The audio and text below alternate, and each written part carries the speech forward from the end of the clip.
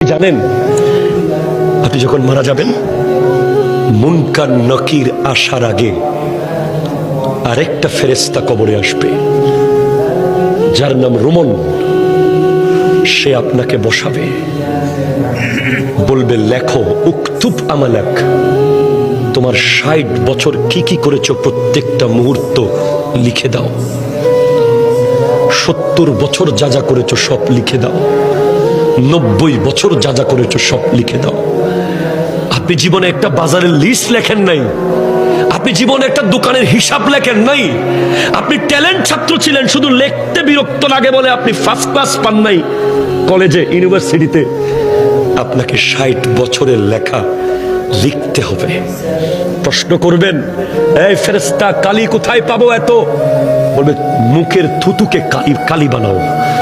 কলম কোথায় পাবো? হাতের আঙ্গুলকে কলম বানাও। কাগজ কোথায় পাবো? গায়ের কাফনকে কাগজ বানাও। লিখে দিতে হবে। নামাজ পড়েছেন, কলম চলবে দ্রুত। রোজা রেখেছেন, কলম স্পিডে চলবে। দান করেছেন, কলম স্পিডে চলবে। মা বাবার খিদমত করেছেন, কলম দ্রুত চলবে। সুদ খেয়েছেন, কলম চলবে না। ঘুষ খেয়েছেন, কলম চলবে না। জুলুম করেছেন, কলম চলবে না। মিথ্যা বলেছেন, কলম চলবে না। নাটক দেখেছেন, কলম চলবে না। বাটপারি করেছেন, কলম চলবে না। নামাজ পড়েন নাই, কলম চলবে না।